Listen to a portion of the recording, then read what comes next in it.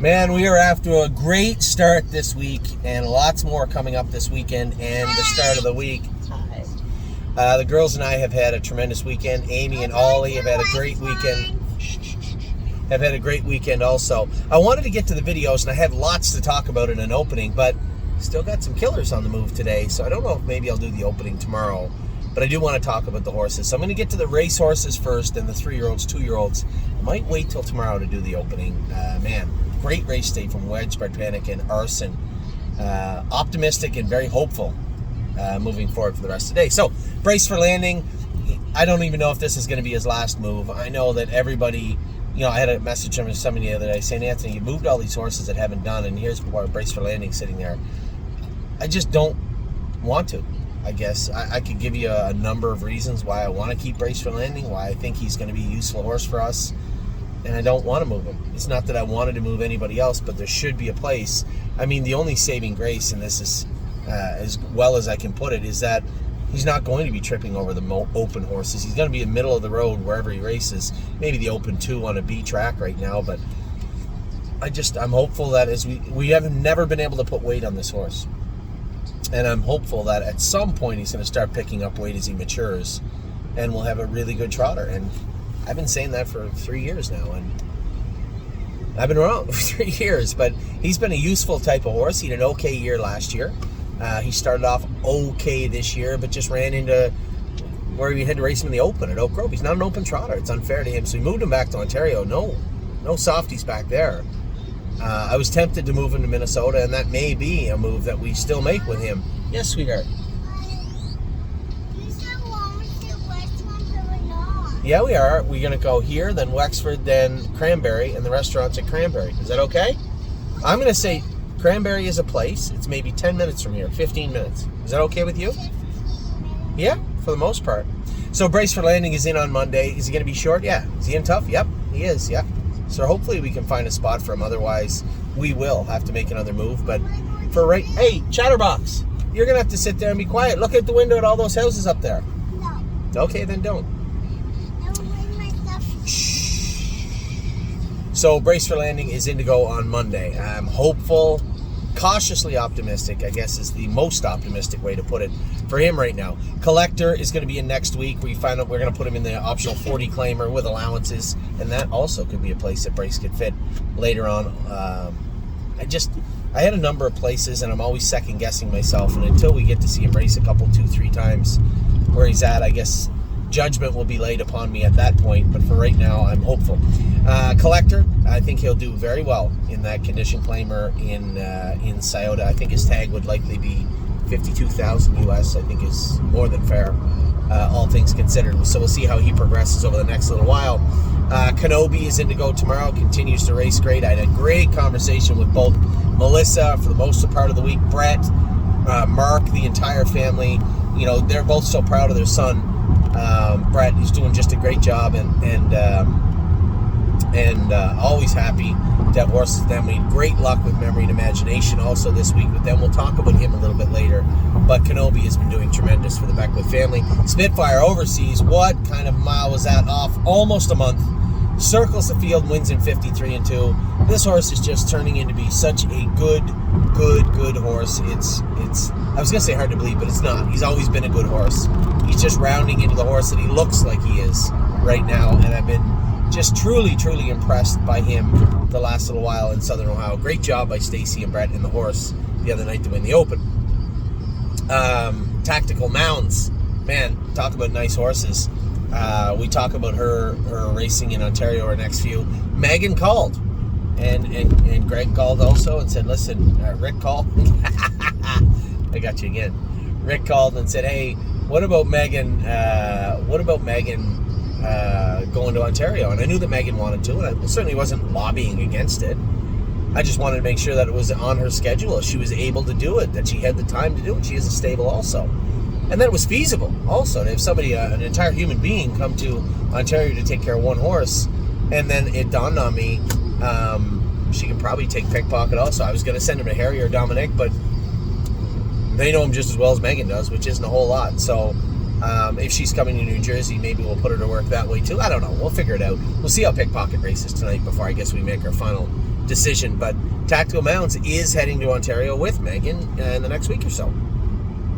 Texong Soprano, another horse she's in charge with, but at the same time she knows the horse, and her staff does also. They've done just a tremendous job with this horse right along. And it's hard to say, you see these dramatic miles in 53 in Scioto and Southern Ohio, and you say to yourself, wow, Spitfire's a killer, but you forget that we have a horse that's racing in the Open at Yonkers also and doing very well. Now, he hasn't won it yet. It's because there's some good horses in there. Trotting in 55, 56, 57. It's a heck of a mile at Yonkers, and Texong Soprano's racing great also. All gas, no brakes. Has been training, is almost ready to go again. Really, really happy with Gas, how well he's come back. Greatest Ending, I was wrong. I said maybe he's just short, and I was downplaying my expectations, I guess, of Greatest Ending. I thought he did look a little flat, but he was off 22 days without a super hard training mile. It was the bottom class at Northfield. I mean, I was torn. And then we got to look at his blood. His AST was 12,000. Those of you out there that know horses, that's exceedingly high. Now for him, it's just high. But more than enough. In fact, it's surprising he was able to do what he did with that kind of AST. So we will be able to get him down in the vicinity of normal for next Tuesday or Wednesday when he's in to go. Is it going to be perfect? No. But considering what it was, it's going to be a dramatic improvement. I can assure you of that. JK Victory is in tonight. Now he took him off the gate. Not really his forte, but you can't blast him every week. I certainly don't blame Devin for doing that. Probably just taking care of the horse and himself last week. But you can be sure he'll probably be rocking and rolling tonight. Looks like Money is in Monday again. He's having a good start to his season. A lot of people saying, I don't know if he can trot with the real good horses. Of course he can. He just has not got back to that level just yet. I keep telling you guys, you can't just stroll off the qualifiers and dance into the best horse in the region. You just don't do that. It takes time. A lot of starts, a lot of time, a lot of just minor improvements, and then you see the best form of a horse. And you have not even remotely seen that from Looks Like Money yet. He's back in to go Monday night in Ontario. Renegade Gypsy races tonight also. He's down in class a little bit, but again, you're coming into the heat of the summer where he's not as good. Doesn't do his best work in the heat. Does his best work in the fall and the winter. So we'll see how that plays out. That particular storyline. Serious Dragon is back. Couple of sparkling qualifiers. He's back in to go, and he'll be racing tonight at Mohawk. I'll be interested to see how he is. Now, James is going to be conservative with him. You know it. I know it. But at the end of the day, that's exactly how it'll be. Turn it down. I can hear it through your ears and your ear pods. That's how loud it is. 3-point blue chip race. Great the other day. I know Ernie took some flack on social media. Give the guy a break. You can't use 3-point blue chip like a normal horse. And he was like that. When he was good, it was always leave, sit, wait till head of lane. Leave, sit, wait till head of lane. The matron start was an anomaly. James left hard, used him hard, and he won. And for the most part, that's been his MO, and he's a little sour when he come back. Wouldn't you be? Broke your foot, had a year and a half off? Yeah, tough to get back in the swing of things, and Ernie knew that. Put him in a place, couldn't move him, moved him late, and the horse finished up good. Don't blame him for that. I thought the horse raced well. And I'm sure he'll continue to race well. My only concern is when he gets out of the numbers at 4,000. Is he going to fit in the preferred two? Probably not. At that point, we'll likely move him. That's the way 3-point blue chip sits right now. Yo Mister, a winner down in class the other day. Looked great doing it. Just a nice horse, top to bottom. No free lunch. Here's a horse that got injured. Was off forever, it seemed like. Got injured when he come back from a re-injury. And raced the other night. 53-4 in the mud. His first start back. Certainly didn't lose his quick turn of foot, I know that. And they said he was great after the race. Stacy said he came out of the race great. So again, another horse, super optimistic about no free lunch. Oakwood Cowboy finally got this guy qualified. They said, well, he's not really ready to qualify. I said he's been in 2-4. He's been an utter disappointment. He's been off long enough. Get him in to qualify unless you have some other reason that he shouldn't. And there were crickets. There was no other reason he shouldn't. So James qualified him. His line 56-2 last quarter, 28-3 or something. Adequate. I told Dominic, pretty simple. Sky's the limit. There is no basement. Put him in where he can win. Scour the classes in Ontario, whether it be Flamborough, Grand River, London. I don't care. Put him in where he's going to be 2-1, 8-5, 6-5. Get him in to go. And that's where we're going to find him, I suspect this week. Stay close. Week off. Didn't get in. Coming off some vet work with Dr. Brown, I suspect you're going to see a sparkling mile from him this week coming. Kings County was very frustrated and upset with his mile yesterday until we got a look at the scope. And remember, and this is what I tell all our trainers, very simple.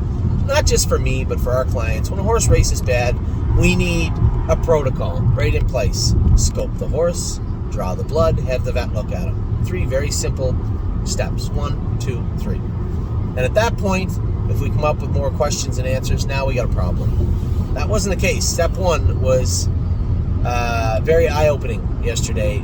Kings County, a little bit of blood, but full of mucus. So I don't know how Tim is going to combat this. I doubt you'll see him race next week. He might, depending on how he is able to work with them, but he may need a week off from racing, which is fine. Mechanically, I didn't find him that bad, just completely and utterly useless on the track, completely out of power, and obviously when you're chock full of mucus, that is exactly what happens. So in this case, 1 + 1 definitely equal 2. Delicious Stone, just not nearly as severe of injury as No Free Lunch has had, but pesky. Thought we had him ready to go. He trained great for me at Northfield. His leg blew up a little bit. We took him down to Southern Ohio and worked with him. He was still a little sore on that leg. The veterinarian came and did some more work to him and injected that right hind leg. Now I'm interested to see how he is, especially looking at how No Free Lunch has come back, and his injury was dramatically worse than Delicious Stone. So I'm interested to see how he is over the next couple of weeks. And our boy Patrick the Piranha is back in training. He'll be ready to go probably in 10 days to 2 weeks, I suspect. Whenever Tim says, whenever you see his name show up, that's when he's ready to go. So with that, those are your aged horses. We're almost to our destination. I will talk to you all very, very soon.